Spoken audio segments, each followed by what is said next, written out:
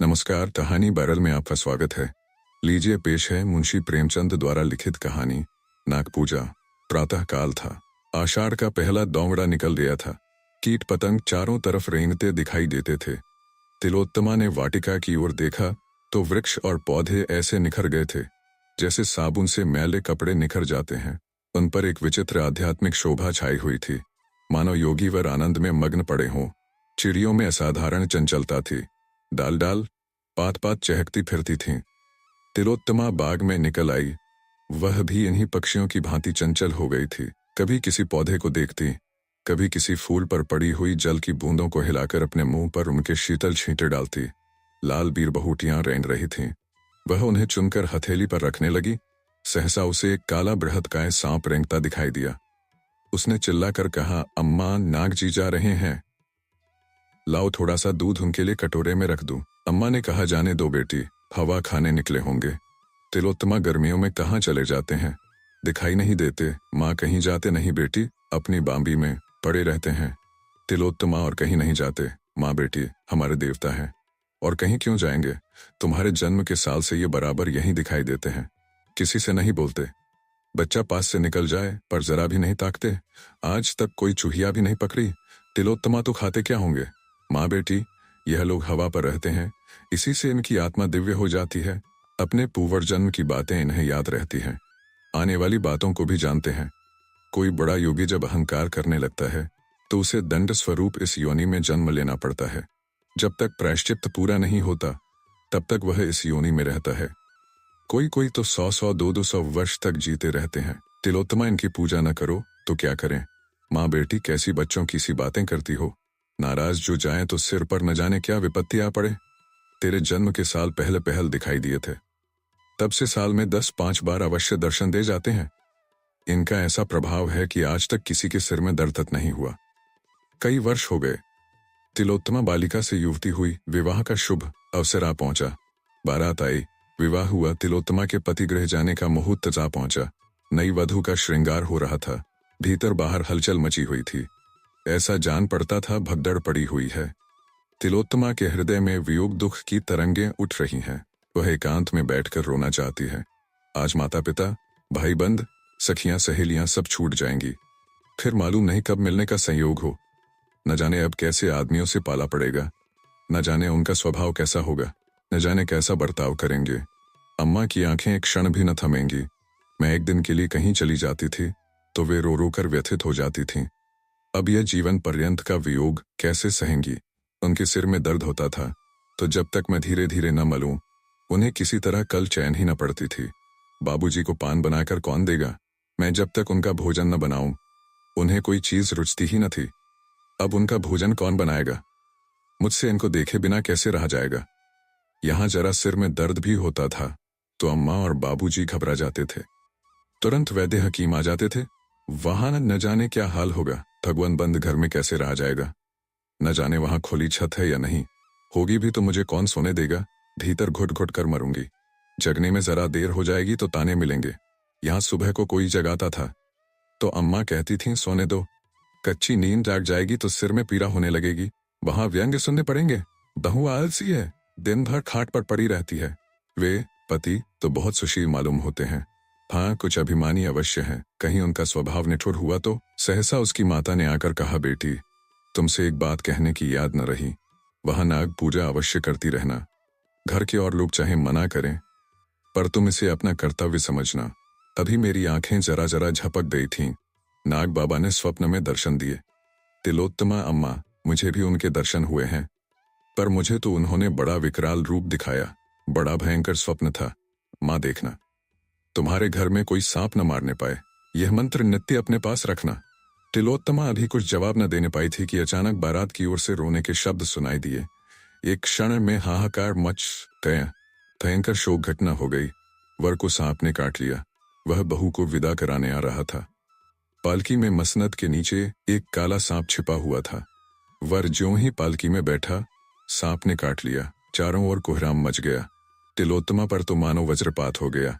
उसकी माँ सिर पीट पीट कर रोने लगी। उसके पिता बाबू जगदीश चंद्र मूर्छित होकर गिर पड़े। हृदरोग से पहले ही से ग्रस्त थे। झाड़ फूंक करने वाले आए। डॉक्टर बुलाए गए पर विष घातक था। जरा देर में वर के होंठ नीले पड़ गए, नख काले हो गए, मूर्छा आने लगी। देखते देखते शरीर ठंडा पड़ गया। इधर उषा की लालिमा ने प्रकृति को आलोकित किया, उधर टिमटिमाता हुआ दीपक बुझ गया, जैसे कोई मनुष्य बोरों से लदी हुई नाव पर बैठा हुआ मन में झुंझलाता है कि यह और तेज क्यों नहीं चलती, कहीं आराम से बैठने की जगह नहीं, यह इतनी हिल क्यों रही है, मैं व्यर्थ ही इसमें बैठा। पर अकस्मात नाव को भंवर में पड़ते देखकर उसके मस्तूल से चिपट जाता है। वही दशा तिलोत्तमा की हुई। अभी तक वह वियोग दुख में ही मग्न थी, ससुराल के कष्टों और दुर्व्यवस्थाओं की चिंताओं में पड़ी हुई थी। अब उसे होश आया कि इस नाव के साथ मैं भी डूब रही हूँ। एक क्षण पहले वह कदाचित जिस पुरुष पर झुंझला रही थी, जिसे लुटेरा और डाकू समझ रही थी, वह अब कितना प्यारा था। उसके बिना अब जीवन एक दीपक था, बुझा हुआ, एक वृक्ष था, फल फूल विहीन। अभी एक क्षण पहले वह दूसरों की ईर्ष्या का कारण थी, अब दया और करुणा की। थोड़े ही दिनों में उसे ज्ञात हो गया कि मैं पति विहीन होकर संसार के सब सुखों से वंचित हो गई। 1 वर्ष बीत गया। जगदीश चंद्र पक्के धर्मावलंबी आदमी थे, पर तिलोत्तमा का वैधव्य उनसे न सहा गया। उन्होंने तिलोत्तमा के पुनर्विवाह का निश्चय कर लिया। हंसने वालों ने तालियां बजाईं, पर जगदीश बाबू ने हृदय से काम लिया। तिलोत्तमा पर सारा धैर्य जान देता था, उसकी इच्छा के विरुद्ध कोई बात न होने पाती। यहाँ तक कि वह घर की मालकिन बना दी गई थी। सभी ध्यान रखते कि उसका रंज ताजा न होने पाए, लेकिन उसके चेहरे पर उदासी छाई रहती थी, जिसे देखकर लोगों को दुख होता था। पहले तो मां भी इस सामाजिक अत्याचार पर सहमत न हुई, लेकिन बिरादरी वालों का विरोध ज्यों-ज्यों बढ़ता गया, उसका विरोध ढीला पड़ता गया। रूप से तो प्रायः किसी को आपत्ति न थी, किंतु उसे व्यवहार में लाने का साहस किसी में न था। कई महीनों के लगातार प्रयास के बाद एक कुलीन सिद्धांतवादी सुशिक्षित वर मिला। उसके घर वाले भी राजी हो गए। तिलोत्तमा को समाज में अपना नाम बिकते देखकर दुख होता था। वह मन में कुढ़ती थी कि पिताजी नाहक मेरे लिए समाज में नक्कू बन रहे हैं। अगर मेरे भाग्य में सुहाग लिखा होता तो यह वज्र ही क्यों गिरता। उसे कभी कभी ऐसी शंका होती थी कि मैं फिर विधवा हो जाऊंगी। जब विवाह निश्चित हो गया और वर की तस्वीर उसके सामने आई तो उसकी आंखों में आंसू भर आए। चेहरे से कितनी सज्जनता, कितनी दृढ़ता, कितनी विचारशीलता टपकती थी।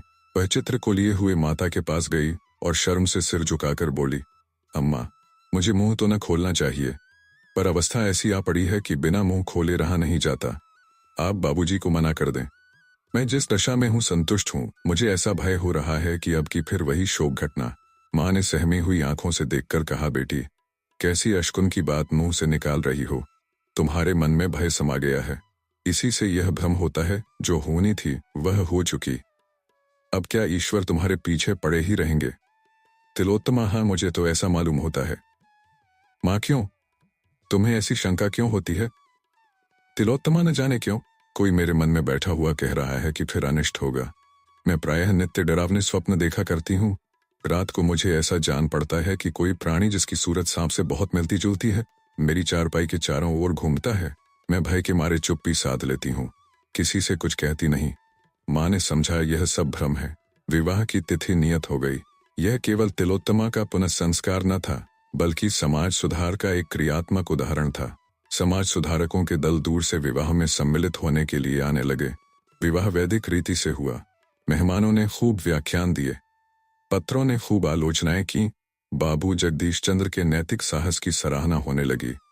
तीसरे दिन बहू के विदा होने का मुहूर्त था। चनवासे में यथासाध्य रक्षा के सभी साधनों से काम लिया गया था। बिजली की रोशनी से सारा जनवासा दिनसा हो गया था। भूमि पर रेंगती हुई चींटी भी दिखाई देती थी। केशों में न कहीं शिकन थी, न सिलवट और न झोल। शामियाने के चारों तरफ कनातें खड़ी कर दी गई थीं। किसी तरफ से कीड़ों मकोड़ों के आने की संभावना न थी, पर भावी प्रबल होती है। प्रातः काल के 4 बजे थे। तारागणों की बारात विदा हो रही थी। बहू की विदाई की तैयारी हो रही थी। एक तरफ शहनाइयां बज रही थीं, दूसरी तरफ से विलाप की आर्तध्वनि उठ रही थी। पर तिलोत्तमा की आंखों में आंसू न थे। समय नाजुक था। वह किसी तरह घर से बाहर निकल जाना चाहती थी। उसके सिर पर तलवार लटक रही थी। रोने और सहेलियों से गले मिलने में कोई आनंद न था। जिस प्राणी का फोड़ा चिलक रहा हो उसे जर्राह का घर बाग में सैर करने से ज्यादा अच्छा लगे तो क्या आश्चर्य है। वर को लोगों ने जगाया। बाजा बजने लगा। वह पालकी में बैठने को चला कि वधू को विदा करा लाए, पर जूते में पैर डाला ही था कि चीख मारकर पैर खींच लिया। मालूम हुआ पांव चिंगारियों पर पड़ गया। देखा तो एक काला सांप जूते में से निकलकर रेंगता चला जाता था। देखते देखते गायब हो गया। वर ने एक सर दहा भरी और बैठ गया। आंखों में अंधेरा छा गया। एक क्षण में सारे जनवासे में खबर फैल गई। लोग दौड़ पड़े। औषधियां पहले ही रख ली गई थीं। सांप का मंत्र जानने वाले कई आदमी बुला लिए गए थे। सभी ने दवाइयां दी। झाड़ फूंक शुरू हुई। औषधियां भी दी गईं। पर काल के सामने किसी का वश न चला। शायद मौत सांप का वेश धर कर आई थी। तिलोत्तमा ने सुना तो सिर पीट लिया। वह विकल होकर जनवासे की तरफ दौड़ी। चादर ओढ़ने की भी सुधि न रही।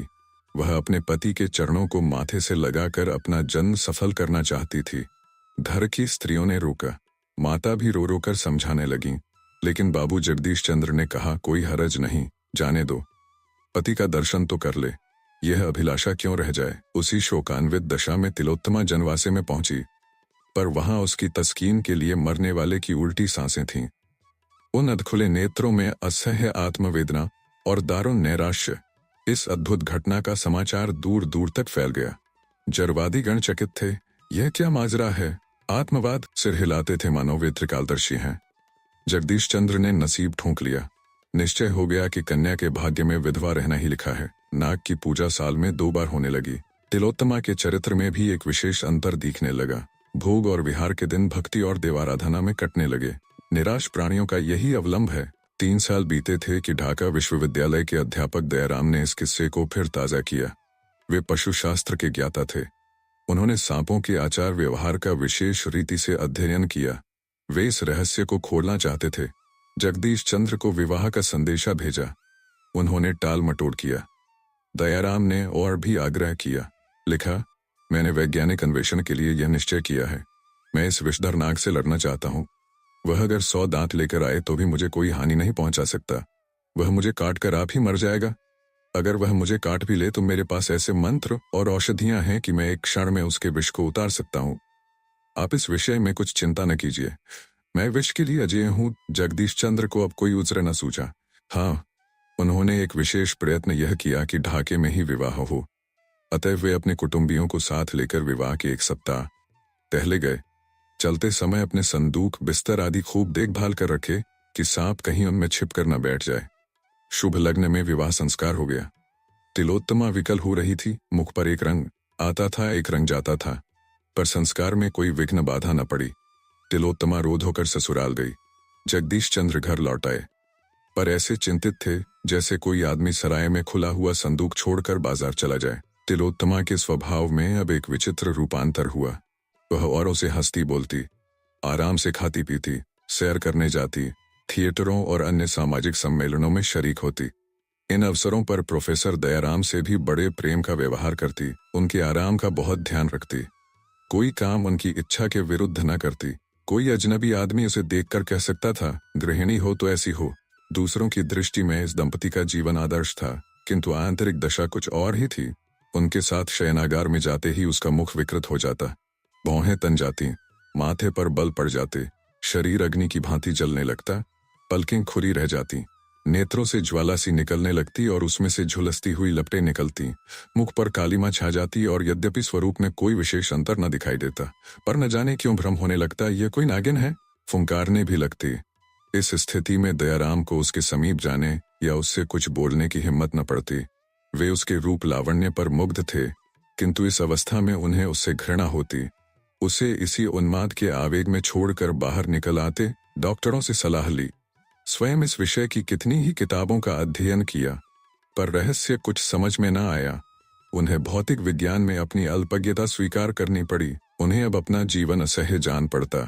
अपने दुस्साहस पर पछताते। नाहक इस विपत्ति में अपनी जान फंसाई। उन्हें शंका होने लगी कि अवश्य कोई प्रेत लीला है। मिथ्यावादी न थे, पर जहां बुद्धि और तर्क का कुछ वश नहीं चलता, वहां मनुष्य विवश होकर मिथ्यावादी हो जाता है। शनैः शनैः उनकी यह हालत हो गई कि सदैव तिलोत्तमा से सशंक रहते। उसका उन्माद, विकृत मुखाकृति उनके ध्यान से न उतरते। डर लगता कि कहीं यह मुझे मार न डाले, न जाने कब उन्माद का आवेग हो। यह चिंता हृदय को व्यथित किया करती। हिप्नोटिज्म, विद्युत शक्ति और कई नए आरोग्य विधानों की परीक्षा की गई। उन्हें हिप्नोटिज्म पर बहुत भरोसा था, लेकिन जब यह योग भी निष्फल हो गया तो वे निराश हो गए। एक दिन प्रोफेसर दयाराम किसी वैज्ञानिक सम्मेलन में गए हुए थे। लौटे तो 12 बज गए थे। वर्षा के दिन थे, नौकर चाकर सो रहे थे। वे तिलोत्तमा के शयन गृह में यह पूछने गए कि मेरा भोजन कहाँ रखा है। अंदर कदम रखा ही था कि तिलोत्तमा के सिरहाने की ओर उन्हें एक अति भीमकाय काला सांप बैठा हुआ दिखाई दिया। प्रोफेसर साहब चुपके से लौट आए। अपने कमरे में जाकर किसी औषधि की एक खुराक पी और पिस्तौल तथा सांगा लेकर फिर तिलोत्तमा के कमरे में पहुंचे। विश्वास हो गया कि यह वही मेरा पुराना शत्रु है। इतने दिनों में टोह लगाता हुआ यहाँ आ पहुंचा, पर इसे तिलोत्तमा से क्यों इतना स्नेह है?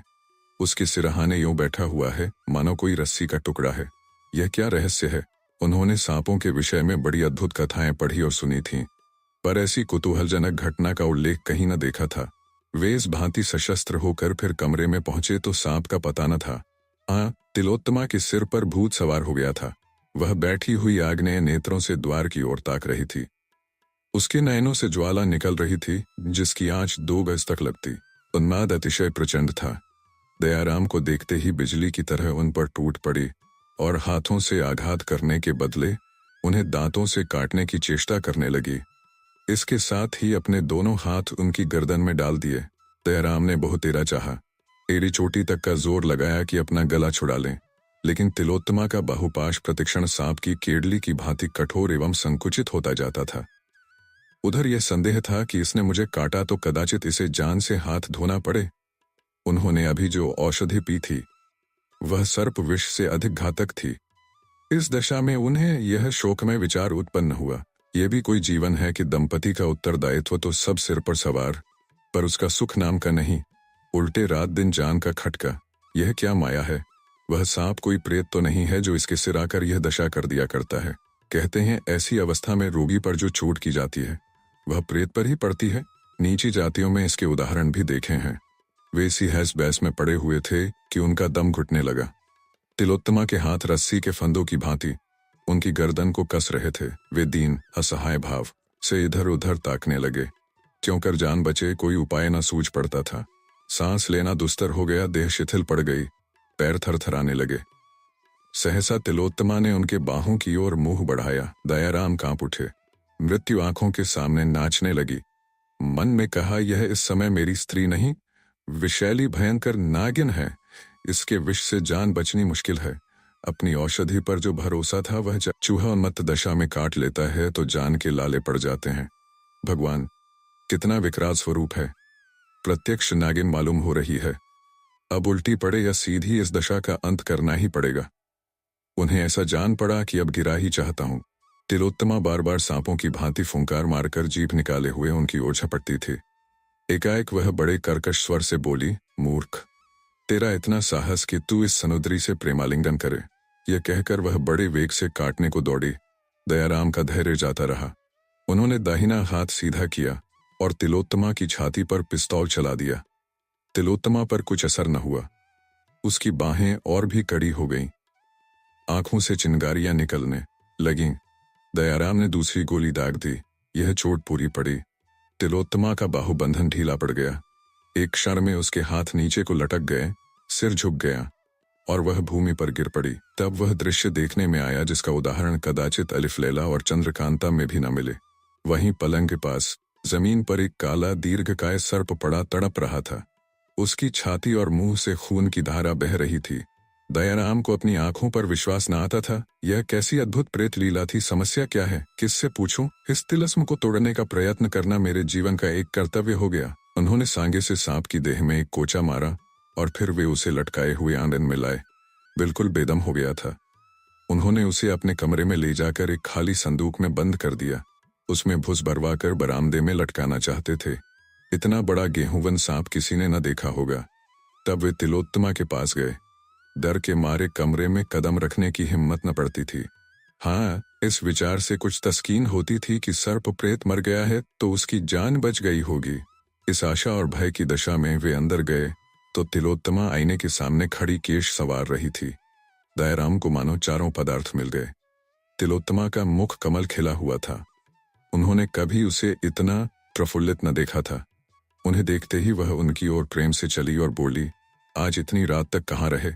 दयाराम प्रेमोन्मत्त होकर बोले, एक जलसे में चला गया था।